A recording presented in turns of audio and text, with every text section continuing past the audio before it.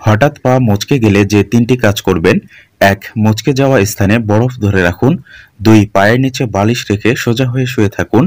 ৩. না বুঝে কোনো চিকিৎসা করাবেন না, প্রয়োজনে এক্স-রে করুন।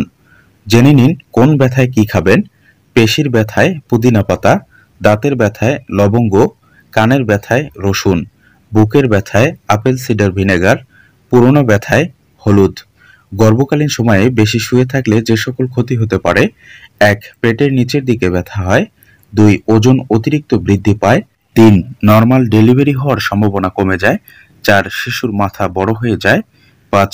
শিশু নিচের দিকে নামতে থাকে। যে খাবারগুলো একসঙ্গে কখনোই খাবেন না: গাজরের সাথে কমলা, সবজির সাথে ফল, লেবুর সাথে পেঁপে, দুধের সাথে আনারস, কলার সাথে পেয়ারা। পাথরকুচি পাতার সাথে গোলমরিচের গুঁড়া মিশিয়ে খেলে পাইলস রোগ ভালো হয়। নিমপাতা বেটে শরীরে লাগালে চুলকানি দ্রুত ভালো হয়।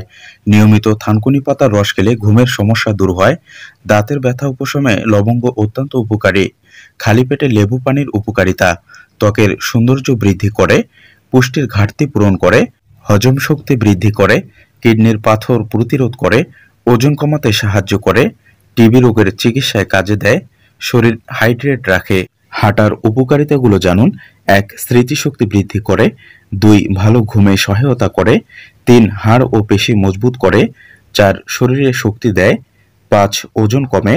শরীরকে বিষমুক্ত রাখে যেসব খাবার: চিনি ছাড়া লেবুর শরবত, আদা দিয়ে হালকা গরম পানি, কাঁচা হলুদের রস, যে কোনো ধরনের তেতো খাবার, কাঁচা রসুন, গ্রিন টি, টাটকা ফলমূল।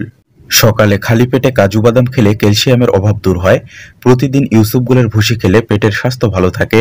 মন ভালো রাখতে এবং ডিপ্রেশন দূর করতে দই খান।